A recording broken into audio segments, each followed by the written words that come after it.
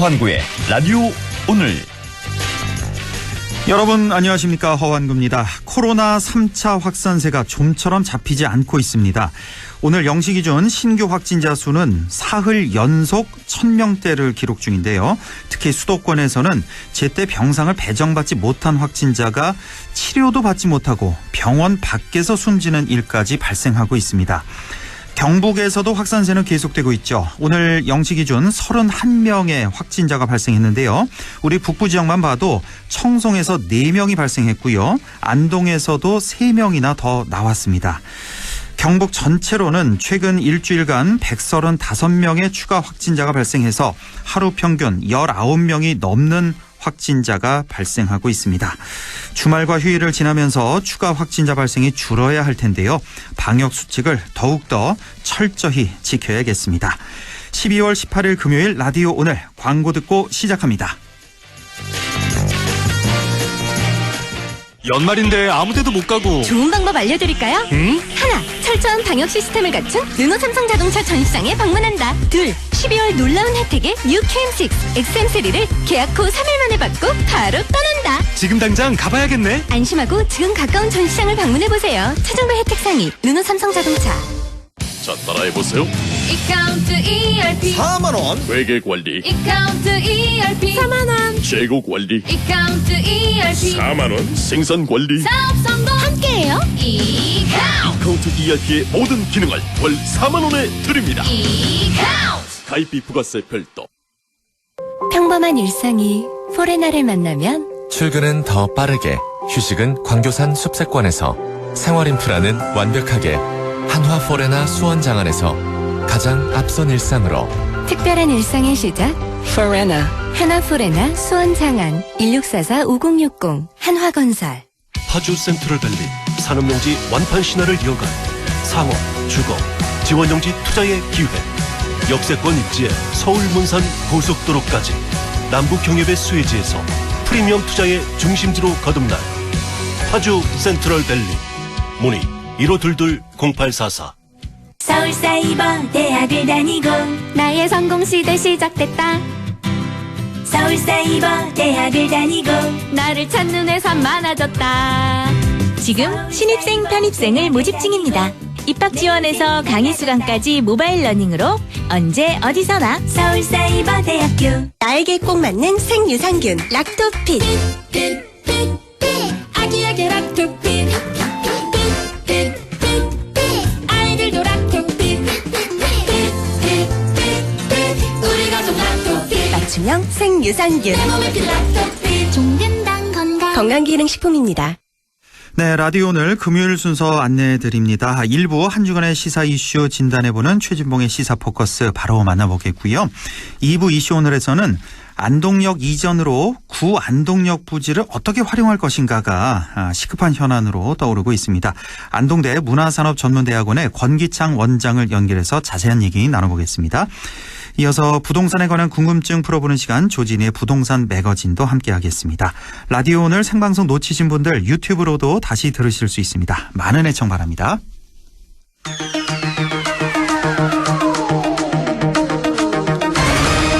네, 최진봉의 시사 포커스 시작합니다. 오늘도 성공회대 신문방송학과 최진봉 교수와 함께합니다. 교수님 안녕하십니까? 예, 안녕하십니까? 예, 윤석열 검찰총장 얘기를 안 할 수가 없습니다. 자, 예.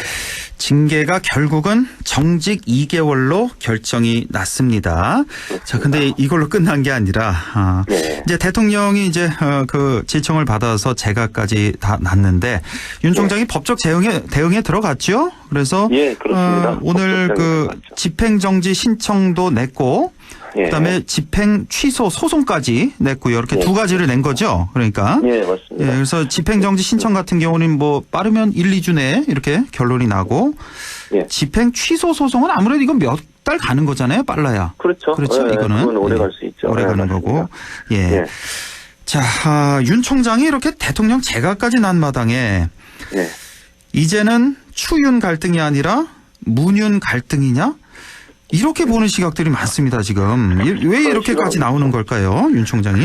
아마 이제 윤 총장 입장에서는 본인이 계속 징계가 부당하다, 잘못됐다라고 얘기를 해왔지 않습니까? 예. 그리고 거기에 대해서도 뭐 강력하게 반발을 했었고, 변호인 측의 말을 들어보면 징계 사유 하나도 본인은 동의할 수 없다고 얘기하고 있었고 그런 상황에서 이걸 그냥 수긍했을 경우에 네. 본인이 이제 그걸 다 인정하는 꼴이 되니까 그래서 아마 본인 입장에서는 이게 법적 대응을 할 수밖에 없는 상황이 아니었겠나 하는 생각이 듭니다. 물론 이 법적 대응은 추 장관, 그러니까 추미애 장관과의 갈등하고 또 다른 양상이에요. 네. 이거는 결과가 어떻게 나오냐, 결과라고 제가 표현하는 것은 여론이 느끼는 어떤 결과가 다르게 나올 수도 있거든요. 네. 그러니까 추미애 장관과 윤석열 총장의 갈등에서는 뭐 양쪽이 그냥 극렬하게 이렇게 대립하는 양상을 볼 수 있지만 대통령은 임명권자잖아요. 예.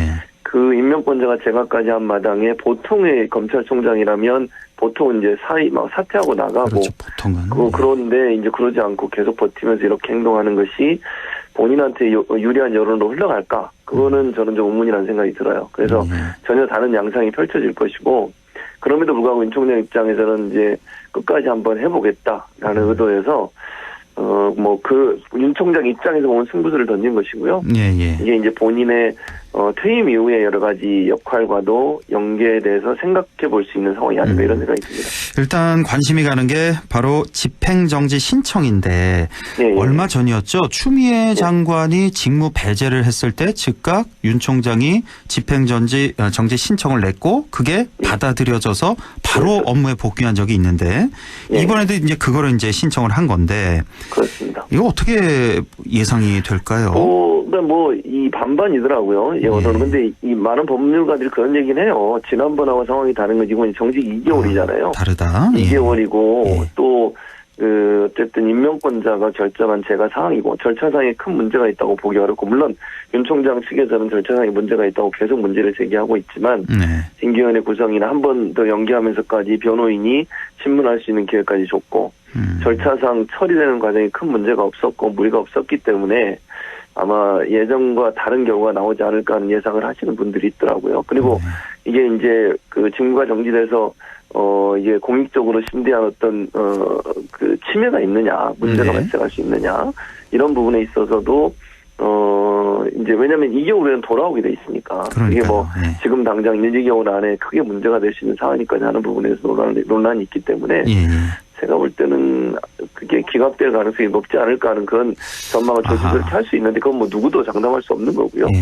법관이 어떻게 판단하느냐 문제일 텐데 그렇죠. 예전하고는 좀 다르다 이런 생각을 들어요. 왜냐하면 지난번에 추미애 장관이 결정해서 그냥 발표하고 바로 지시를 한 거고 징계위원회라는 절차를 통해서 징계위원들이 모여서 회의를 해서 결과가 나온 것이기 때문에 그것도 다른 측면에서 좀 볼 수 있는 측면이기도 하고 그래서 그런 부분들이 종합적으로 고려돼서 판단이 될 거기 때문에 아마 이제 조금 더 우세한 쪽으로 제가 말씀을 드리면 아마 받아들이지 않을 가능성이 높다는 쪽이 좀 더 우세하다 이렇게 말씀드릴 수 있을 것 같습니다. 받아들여지지 않을 것이다. 집행정지 신청이 그건 곧 이 징계 정직 2개월 그대로 받게 될 것이다. 이런 예상이시고 자 그때 이제 추 장관이 이 징계위의 징계안을 제정을 할 때 더 놀랐던 것이 그 자리에서 바로 사퇴 의사를 밝혔단 말이에요. 네, 그렇죠. 이렇게 예상한 사람은 그렇게 많지가 않았던 것 같은데 이거 좀 놀라셨죠, 교수님도? 저도 놀랐죠. 근데 이제 저는 그렇게 생각해요. 이제 추 장관 입장에서 보면 제가 이제 그 추 장관의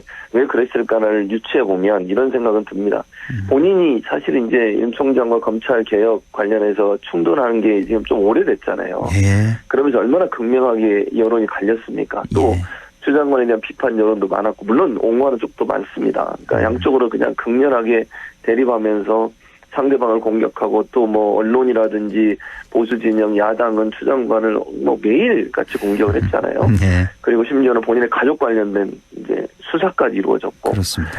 아마 인간적으로 만약에 누구든 그 자리에 있으면 인간적으로 상당히 많은 그 고뇌 또는 상처를 받았을 거라는 생각이 들거든요. 당연하죠.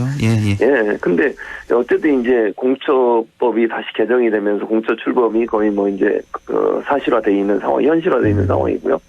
윤 총장 징계가 어느 정도 마무리가 됐잖아요. 어쨌든 지금 정직 2개월이 뭐 이게 무거운 징계냐 가벼운 징계냐 이런 논란이 있을 수 있지만 어쨌든 본인이 하는 역할은 여기까지 이제 어느 정도 마무리됐다고 판단한 것 같아요. 그래서 지금까지 버텼던 것은 이런 어려움이 있어도 이 본인의 사명으로 생각하고 검찰 개혁의 한 부분으로서 추진해 와서 이게 어느 정도 일단락됐으니 이제 본인은 좀 쉬고 싶다 이런 의도가 아니었나는 생각이 들어요. 저는 개인적으로. 근데 그 마음이 방금 뭐 고뇌와 번민 뭐 이런 고통 이런 걸 말씀해 주셨는데 윤 총장도 마찬가지일 것 같습니다. 그 수개월 동안에 그 얼마나 힘들었을지. 그러니까 그 추윤 두 사람이 똑같이 아마 개인적인 어떤 행복만 따지자면은 당장 사표를 낼 텐데 개인만의 일이 아니니까 윤 총장 같은 경우도 글쎄요 그 검찰 조직이라는 걸 끝까지 내가 지켜내야 되겠다.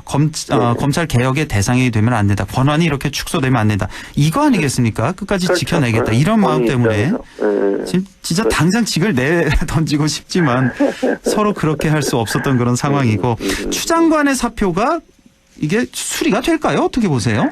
그러니까 저는 그 수리는 될 겁니다. 될 건데 그래요? 당장 될 거냐 당장이냐 그건 아니라고 봐요. 이게 아마 이제 지난번 개각을 이제 물론 아직 인사청문회 진행하려고 하고 있는데 4명을 바꿨지 않습니까? 그리고 그때 당시에도 내년 초에 개각이 한 번 더 있을 거다 이런 전망들이 많았잖아요. 그래서 아마도 제 개인적인 것도 생각입니다만 내년 초쯤에 개각을 할 때 같이 포함되지 않을까 이런 생각이 들어요. 내년 초 개각에? 왜냐하면 지금 보세요. 공수처가 아직 출범을 못했어요. 아직까지. 법은 바뀌었지만. 그것도 이제 법무부가 다 해야 될 일이고 검경수사권 조정 문제에 디테일한 부분들은 이제 또 법무부가 추진해야 될 문제거든요.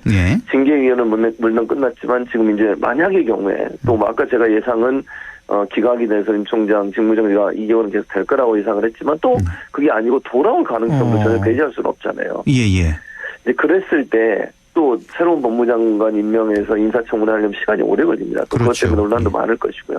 그래서 그 일이 마무리될 때까지는 아마 대통령이 사표를 수리하지 않고 갖고 있을 거다. 그러니까 최소한 그러니까 이게 그 집행정지 신청 낸 게 한 1, 2주 정도 걸릴까요? 그렇죠. 그 정도 걸릴 거예요. 최소한 그 정도는 지켜볼 것이다.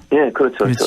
그리고 나서 이제 할 가능성이 높기 때문에 왜냐하면 완전히 징계위원회가 마무리됐거나 공처가 출범을 한 게 아니잖아요. 공처가 뭐 오늘 아마 이제 그 추천을 하면 공처장 임명은 절차가 들어갈 텐데 공처 검사들도 이제 또 25명 정도를 뽑아야 되는 인사위원회를 또 열어야 되거든요. 그러다 보니까 그런 과정들까지 마무리할 때까지는 아마도 추 장관이 그 자리에 있을 거다. 저는 개인적으로 그렇게 생각을 합니다. 지금 당장 할 일이 많군요. 공수처 관련해서도 법무장관이. 그렇죠. 그래서 수표는 수리가 될 텐데 그 기간이 언제일 거냐 시기는 당장은 아닐 거다라고 보는 게 일반적인 분석입니다. 오늘 국민의당 주호영 원내대표가 갑자기 사의를 표명했는데 이거는 뭐 어떻게 재신임이 바로 됐죠? 바로 됐어요. 의총에서. 그냥 제가 볼 때는 조영 원내대표 입장에서는 이런 것 같아요. 이게 뭐 물러나겠다는 의지를 갖고 한 것보다는 재심을 내가 받아야겠다는 생각을 한 것 같아요. 왜냐하면 지금 상황을 보면 계속 어쨌든 이제 의석수 때문에 밀릴 수밖에 없어요. 공수처법도 뭐 다른 그 개혁 입법들 그다음에 권력기관 입법들 있었지 않습니까? 국정원법이나 경찰법이나 공수처법 하나도 막지 못하고 지금 다 이렇게 됐거든요. 야당 원내대표 입장에서는 상당히 이제 그런 부분들이 당내 불만이나 당내 어떤 그 비판의 요소로 작용할 가능성이 있거든요. 그런데 이거 한번 이렇게 의견을 물어서 다시 그 뭐랄까요 주도권을 딱 쥐는 거죠. 좀 힘을 받겠다. 그렇죠. 재신임 받아서 이제 열심히 하기로. 왜냐하면 그게 없으면 또 흔드는 사람이 있을 수 있어요. 원내대표가 제대로 역할을 못했다고. 그래서 아마 그런 과정에서 있었던 하나의 절차가 아니겠나. 제가 볼 때 지금 조영 원내대표가 내려간다고 해서 누가 할 사람도 없어요. 지금 상황에서는. 자, 그나저나 지금 코로나 지금 상황이 지금 서울은 더하죠. 뭐 지금 안동도 최근에 많이 나와서 참 힘든데. 서울은 얼마나 지금 많이 힘들까 그런 생각이 드는데 지금 3일 연속 1000명대 확진자가 나오고 있고 아마 내일도 좀 많이 나올 것 같고요. 주중 집계니까 내일까지는. 그렇죠. 맞습니다. 자, 이렇게 되는데 또 병상이 부족해서 대기 중에 사망하는 이런 사태까지 발생하고 있고 사회적 거리두기 3단계 올리느냐 마느냐 지금 상당히 찬반 양론이 거세게 지금 일고 있습니다. 이 방역 전문가들은 대부분 다 빨리 올려야 된다 이런 입장인 것 같아요. 지금 그러자니 또 경제적 피해가 이게 또 만만치 않고 어떻게 해야 됩니까 이거? 그러니까요. 좀 어려운 문제입니다. 사실 이게 참 풀기 어려운 방정식이나 이렇게 얘기할 수밖에 없을 것 같은데 양쪽을 고민할 수밖에 없고 지금 뭐 자영업자들 국회 앞에 가서 농성하고 난리가 아닙니다. 다 죽어나간다고 이러면서요. 삭발도 하고. 그래서 이게 사실 방역을 우선으로 하면 경제나 자영업자들 이제 실제 경제가 어려울 뿐만 아니라 자영업자들은 엄청나게 지금 힘들어지고 지금도 힘든데 당연하죠. 그런 상황이다. 그래서 이제 또 이제 3단계라고 하는 건 마지막 단계거든요, 사실. 그래서 요즘 최근에 무슨 말까지 나오냐면 3단계 플러스 알파도 만들어야 된다 이런 얘기까지 나오고 있어요. 기존의 3단계 그 지침보다 네, 더 강하게? 네. 그럼 완전히 뭐 봉쇄 수준이잖아요, 그러면. 그렇죠. 거의 되면. 봉쇄, 락다운이라고 볼 수 있겠죠. 이제 그렇게까지 가야 되는 상황이 되는데 그러면 이제 또 하나는 이렇게 보셔야 돼요. 국민들이요.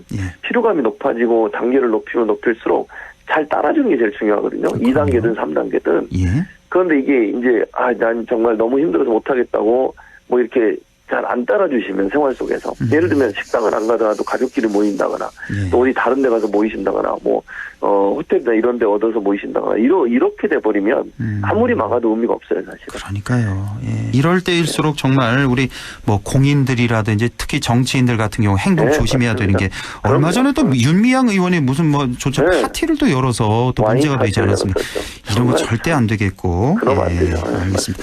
백신 얘기 잠깐만 좀 여쭤볼게요. 지금 좀 일부 국민들이 뭐 다는 아닙니다만 우리 백신 이거 확보가 너무 늦은 거 아니냐. 다른 나라 같은 경우는 뭐 전 국민의 뭐 몇 배수 정도의 백신을 이미 확보했는데 우리는 이제 뭐 4천만 명인가요? 4천만 명분 정도, 4,400만 명분 확보. 이거 너무 소홀한 거 아니냐 이런 우려의 목소리가 나오는데 마침 오늘 정부에서 공식적으로 발표를 했네요. 그래서 내년 뭐 2월경, 3월경에는 접종 가능하도록 뭐 아스트라제네카 그 백신을 이렇게 발표를 했는데 우리 좀 너무 걱정 안 해도 되겠죠, 백신은? 걱정 안 해도 됩니다. 왜냐하면 이게 백신이라고 하는 게 100% 다 맞는 거 물론 그러면 더 좋지만 독감을 생각하시면 돼요. 독감도 한 60에서 70% 정도만 접종을 하면 그 면역이 형성이 되거든요. 사회가. 그러니까 정부가 지금 현재 그거 말고도 계속 다른 백신 도입을 추진을 하고 있어요. 그렇습니다. 그러니까 지금까지 확보된 게 4,400만 명. 그런데 앞으로도 더 많이 확보할 수 있도록 계속 노력을 하고 있는 상황이기 때문에 제가 볼 때는 뭐 크게 걱정 안 하셔도 될 것 같고요. 그렇죠. 이제 백신이 왜냐하면 지금 이제 외국이 먼저 맞는데 먼저 맞는 게 좋을 수도 있지만 한 가지 또 좀 우려스러운 건 부작용이거든요. 그렇습니다. 그러니까 100% 모든 백신이 안전하다고 볼 수는 없어요. 독감 주사도 사실은 부작용이 일어나서 어려움을 겪는 분도 많지 않습니까? 그것처럼 외국에서 일단 먼저 사용하고 부작용이 생기면 그것도 고치고 바꾸고 이러면서 우리는 조금 더 물론 늦게 맞는 거는 있지만 안전한 상태에서 맞을 수 있는 또 기회도 된다는 점도 긍정적으로 평가할 수 있을 것 같아서 물론 뭐 빨리 가능한 한 빨리 들어온 게 제일 좋겠죠. 그러나 정부가 열심히 노력하고 있고 그런 상황이기 때문에 너무 우려를 하거나 막 괴담처럼 뭐 우리는 안 된다 이런 식의 말이 나오는 건 저는 바람직하지 않다고 봅니다. 알겠습니다. 오늘 말씀 여기까지 듣죠. 성공회대 최진봉 교수와 함께했습니다. 고맙습니다. 네, 감사합니다. 네, 라디오 오늘 잠시 후 2부에서 뵙겠습니다.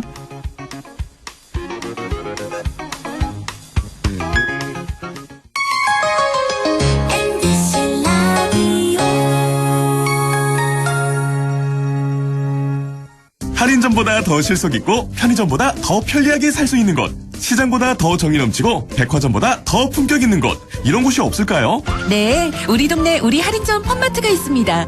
지난 25년간 항상 고객과 함께한 홈마트. 용상점, 자이점, 신용주점, 사천점에서 새롭게 고객님께 다가갑니다. 홈마트. 갑자기 일을 그만두라고? 왜?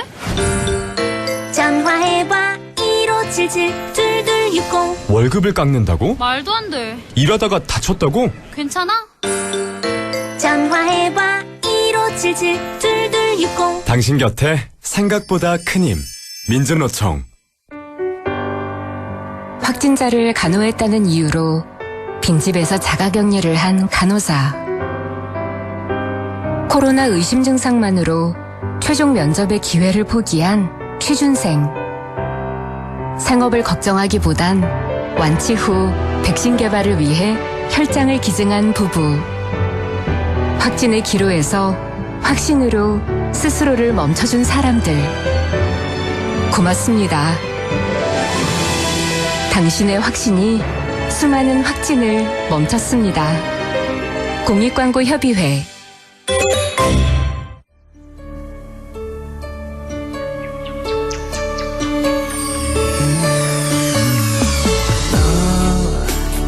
마음을 열어줘. 다가가 나 속삭이도록 언제나 내 생각으로 행복해야 해요. MBC Radio.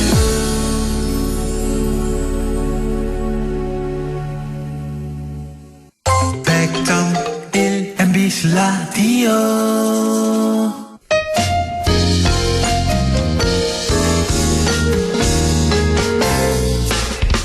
지금 여러분께서는 안동 MBC 시사정보 프로그램 허환구의 라디오 오늘을 듣고 계십니다.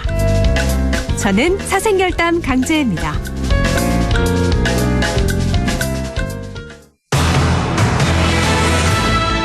네, 6시 25분 55초 지나고 있습니다. 이슈 오늘 시작하죠. 어제 안동역이 새 역사로 이전하면서 구 안동역사 부지와 폐선 부지의 활용 문제가 시급한 현안으로 급부상하고 있습니다. 오늘 오후 관련 토론회가 열리기도 했는데요. 안동대 문화산업전문대학원 권기창 원장을 연결해서 자세한 얘기 나눠보겠습니다. 권기창 원장님 안녕하십니까? 안녕하세요. 예, 오늘 토론회 오늘 토론회 네. 다녀오셨죠, 원장님? 네네. 주제 발표도 직접 하시고요. 네, 그렇습니다. 이 얘기는 잠시 후에 해보겠고. 네네. 어제 사실은 권기동 안동 역장과 이 관련해서 인터뷰도 나눠봤는데 네네. 안동역에 옮겨가면서 여러 가지 생각이 좀 듭니다. 우리 권기창 그렇죠. 원장님도 예. 신안동역 시대를 보면서 사실 50년 넘게 안동에서 그렇죠. 살아온 그 시민으로서 여러 예. 가지 감회가 드셨을 것 같은데 어떤 맞아요. 생각이 드셨습니까? 딸을 시집 보내는 심정입니다. 사위를 얻어서 기쁘기도 하지만은 또 예. 딸을 보내야 하는 아쉬움이 정말 만감이 교차하는 심정이죠. 딱 그 생각일 것 같네요. 실제로 네. 따님이 있습니까 혹시? 있습니다. 시집 아직 안 갔고요. 시집 갔어요. 벌써 갔어요? 그러니까 더 정확하게 이해가 되죠. 그렇군요. 예. 네네. 참 모든 안동 시민들이 그럴 것 같아요. 좋은 면도 있고 맞습니다. 너무 네네. 아쉬운 면도 있고 그런데 네네. 자 네. 이제부터 우리가 할 얘기는 바로 네. 이 안동역 부지를 어떻게 활용할 것인가. 사실 그 부지가 어마어마하잖아요. 한 17만 제곱미터가 넘죠. 예, 그렇죠, 맞습니다. 그러니까요. 이걸 어떻게 활용할 것인가. 예, 그래서 예. 오늘 오후에도 또 토론회에 직접 다녀오셨는데 그 얘기 좀 해주세요. 예. 예. 오늘 토론회는 코로나19 상황이라서 온라인 토론을 개최했고요. 온라인으로.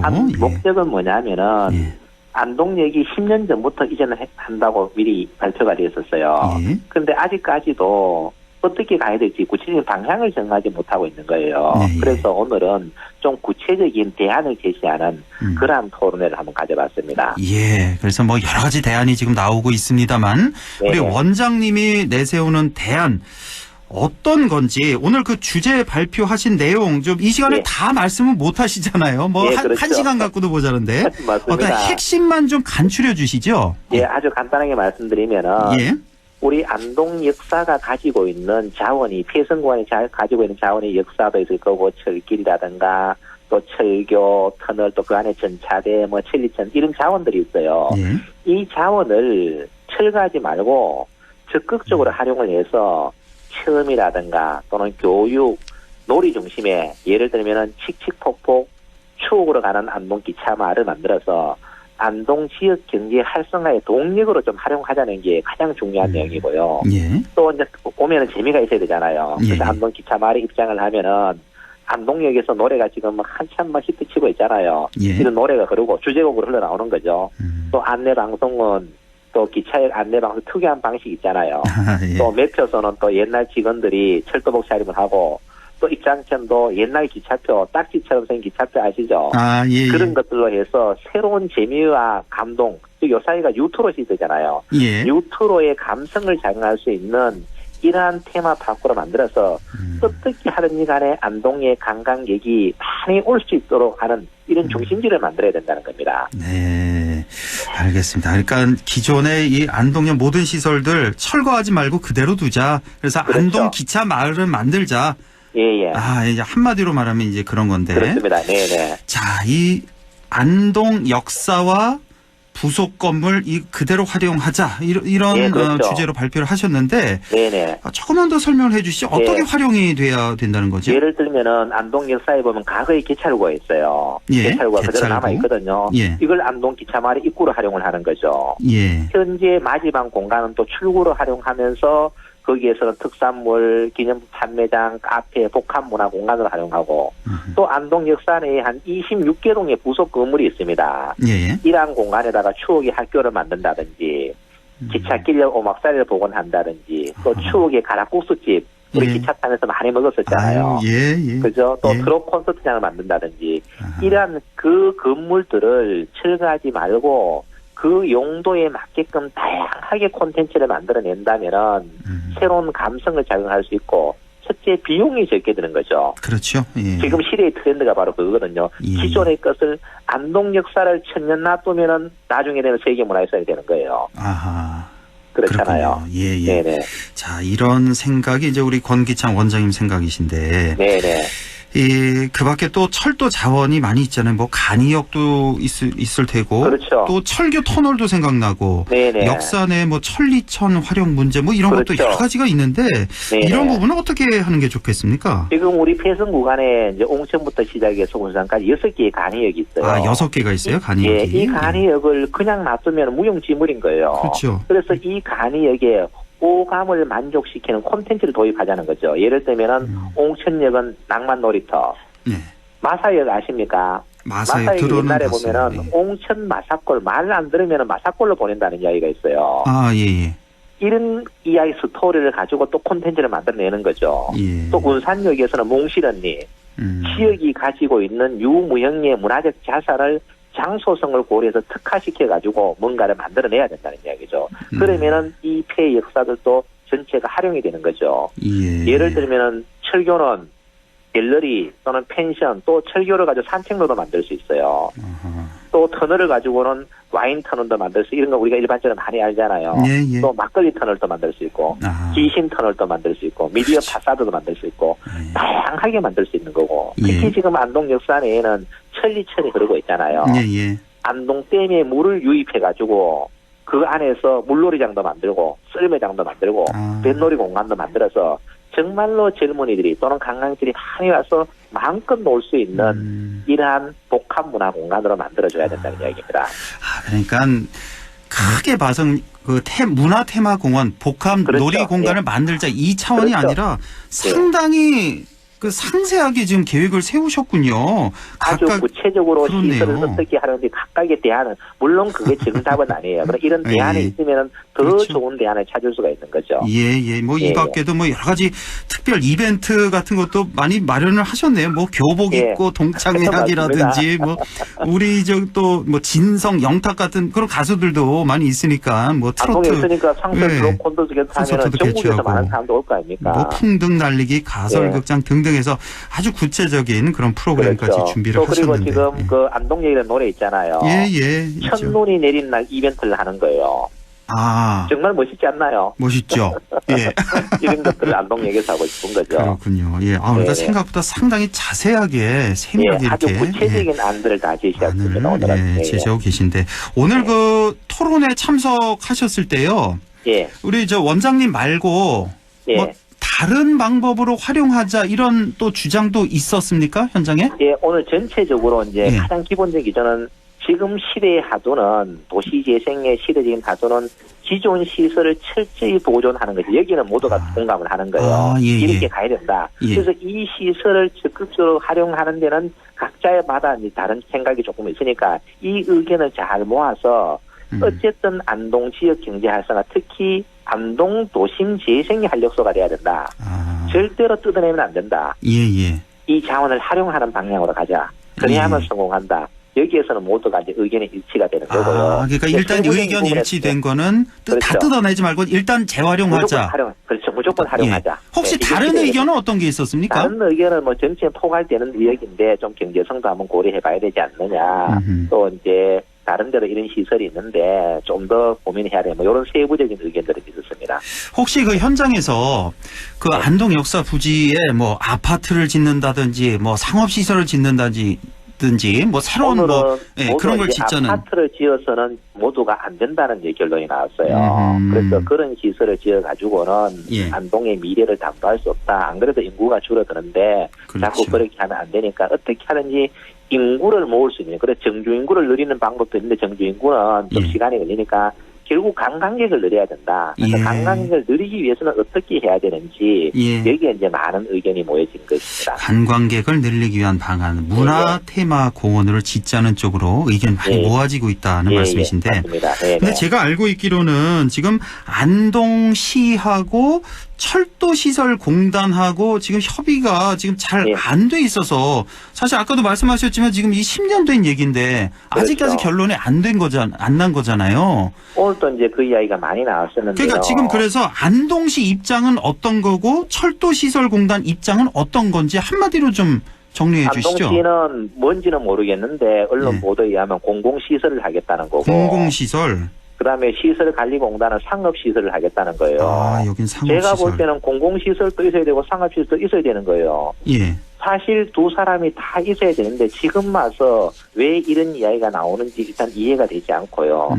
그래서 지금이라도 빨리 협의해서 철도시설관리공단이 하든 안동시가 하든 중요하지 않아요. 안동역 이 시설을 활용해서 관광객만 모으면 됩니다. 제일 중요한 거는 철도시설관리공단이 코레일 관광 개발을 통해서 직접 하는 것이 가장 바람직하죠. 왜냐하면 땅 소유주가 국가니까 안동시가 땅을 사서 해결하기에는 예산이라든가 여러 가지 문제가 있는 거죠. 그렇죠. 그나저나 이거 하루빨리 이거 이렇게 탁상 공론만 하다 시간 보낼 수 없으니까 안타까운 현실입니다. 빨리 추진이 돼야 될 텐데 우리 원장님이 가까이서 보시기에는 언제쯤 이게 결론이 날 것 같습니까? 예상이 좀 됩니까? 지금 이렇게 가면은 앞으로 삽을 뜰 때까지는 뭔가 실시 계획을 수립할 때까지 적어도 2, 3년이라는 시간은 그냥 흘러가 버립니다. 첫 삽뜨기까지 삽을 할 때는 항상 몇 년이나 시간이 걸리거든요. 예산도 받아야죠. 그렇죠. 원래 다 해놔도 예산 받으려면 내야 되잖아요. 그럼요. 이렇게 하면 예산 받아가도 설계해야죠. 그러다 보면은 안동 역사는 예를 들어 3년, 4년, 5년 뒤에 개발된다. 그럼 이 역사는 이제 우범지대가 되는 거죠. 풀이 많이 날 것이고 또 관리에 새로운 문제가 또 생기는 거죠. 맞습니다. 그래서 역사가 떠나가기 전에 충분히 준비를 했어야 되고 떠나가는 순간 그 계획에 따라서 집행을 해야 되는데 지금 이 순간에 뭐 할까 말까 서로 갈등을 빚고 있다는 것은 서로가 참 책임있죠, 이거는. 그렇습니다. 시간이 많지 않아서 마지막 중요한 질문 좀 드리겠는데 사실 안동역 이전하면 또 생각나는 게 임청각 복원 사업 아니겠습니까? 네, 그렇습니다. 어제도 뭐 뉴스 화면 나오던데 그 방음벽 깨기 행사도 뭐 이렇게 어제 진행했던 것 같은데 자, 앞으로 임청각 복원 사업은 어떻게 진행이 돼야 된다고 생각하십니까? 임청각 복원은 반드시 돼야 됩니다. 그와 동시에 철길도 같이 활용하는 방안으로 복원이 돼야 됩니다. 철길 활용이요? 그 철거하지 않고요? 철길을? 그렇죠. 임청각 앞마당에서 멀리서 보면은 철길이 없는 거예요. 그냥 마당 속에 들어가면은 철길 두 가지가 있는 겁니다. 쉽게 이야기하면은. 그래야만 안동 기차역에서 독립군 기차를 타고 태극기를 흔들리면서 임청각에서 나라 사랑의 애국심을 불태울 수 있는 거예요. 이런 이벤트가 있어요. 그리고 그걸 살려놔야 그 다음에 그 위에 있는 서지, 이하, 마사, 옹천역으로 관광 열차를 운영할 수 있습니다. 그래서 우리의 아픈 역사도 보존하는 다크 투어리즘을 최대한 살려야만 임청각이 그 진가를 100% 발휘할 수 있다고 보는 거예요. 아픈 역사도 되살리자. 그렇죠. 다크 투어리즘. 현장에서 교육이 될 거 아닙니까? 일제에서 우리의 독립운동의 전기를 끊겨서 이렇게 고의로 철도를 우회하긴 현장이 바로 여기다. 이렇게 설명이 돼야만 뭐 진한 감동이 올 거 아닙니까? 그러면서 임청각도 복원이 돼야 되죠.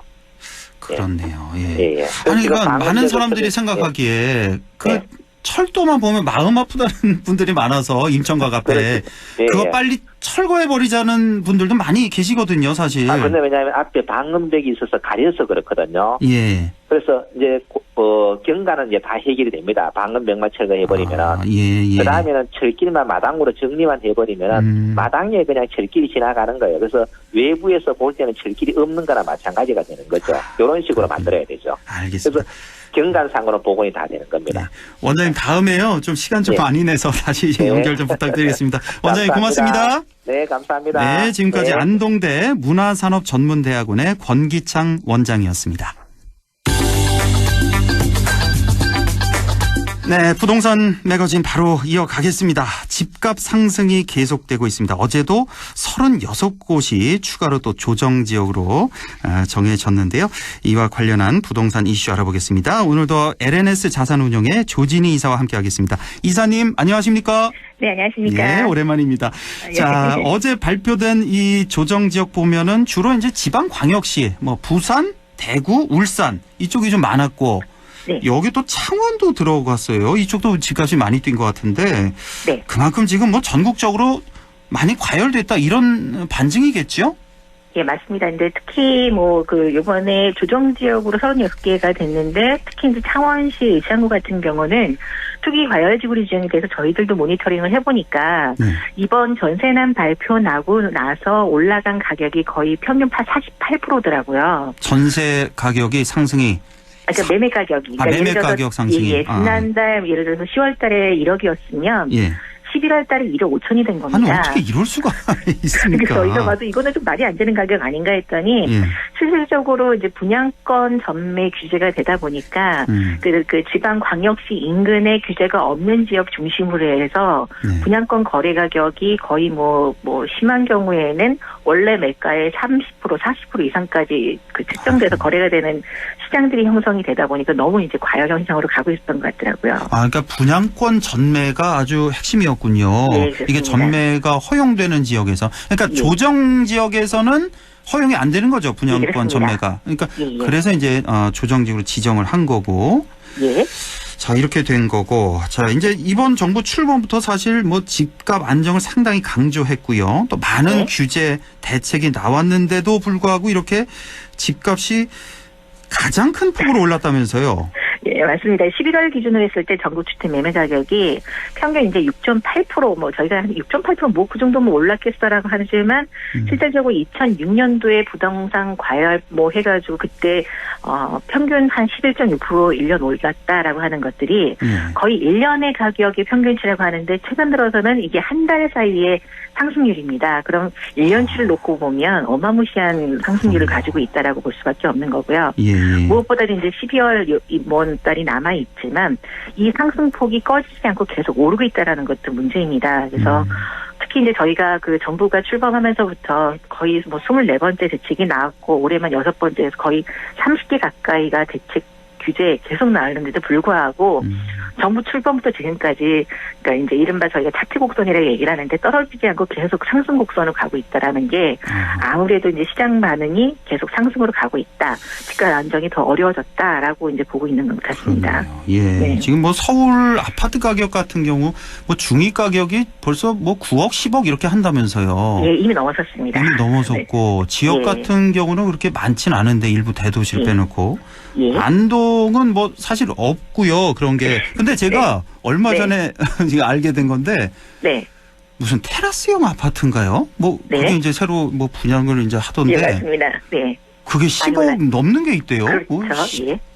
지금 정확히 기억은 안 나는데 일단 이 정도입니다. 전국적으로 지금 들썩들썩하네요. 근데 사실 정부에서 여러 가지 대출도 막고 그래서 갭 투자도 사실상 좀 힘들게 해놓고 보유세도 많이 올리고 이런데도 불구하고 부동산 매수세가 이렇게 꺾이지 않는 이유는 뭘까요? 아무래도 이제 정부 규제가 됐었을 때 그 다음에 어떻게 보면 학습 효과라고 볼 수 있는데 규제를 했는데도 올랐어? 그러다 보니까 그걸 찾아다니는 세력들이 전국을 단위로 움직이기 시작했습니다. 근데 이제 문제는 이제 지방도시까지도 지금 말씀하시는 것처럼 아니 이 가격에 그리고 저도 이제 이번에도 규제 지역 나올 때도 울산 창원 이미 다 10억이 넘어섰고 일부 14억이 넘어섰다라는 얘기를 듣고 세종시가 이번에 이제 84제곱미터가 이 가격이야? 라고 이제 저희가 실제 확인을 해보니까 이미 14억 선을 넘어서기 시작했더라고요. 세종이요? 예, 세종이. 그리고 이제 경북지방에서의 지금 부산, 울산, 창원도 이미 그 가격이 10억대를 꺾이는 거를 보면서 이거는 진짜 전국을 다니면서 가격 상승이라는 부분을 어떻게 보면 주저해 가고 그리고 특히 이제 말씀하셨던 그런 교통 호재 그게 반영돼서 실제 시세로서 거래가 되기까지는 꽤 시간이 걸리는데도 불구하고 어떤 이슈가 나오면 그만큼 높은 분양가로 시장에 내놨고 그거에 대해서 원래 해당 지역에 있는 분들이 사시는 거 외에 나머지 외부 세력까지 통합돼서 분양권 시장을 이끌고 가다 보니까 점점 더 심해지는 것 같습니다. 그리고 이 코로나 사태 때 그 불안한 그 자영업자에 대한 심리를 대처해서 그래도 안전자산은 부동산이다. 이거에 시장에서의 어떤 그 불안심이 꺾이지 않고 있는 상황이 계속되고 있는 것 같습니다. 그러니까 이 코로나 이 팬데믹 시대에 좀 정말 너무나 어려운 분들이 많은데 그러니까 이게 지금 부익부 빈익빈이 이게 좀 심화됐다는 거 반증하는 것 같아요. 또 있는 사람들은 또 이렇게 투자처를 찾지 못해서 집값이 이렇게 들썩들썩하고 있고. 근데 사실 지금 실물 경제는 최악이잖아요. 누가 봐도 다 알 수가 있는데. 이렇게 어떻게 이렇게 매수세가 유입이 될까요?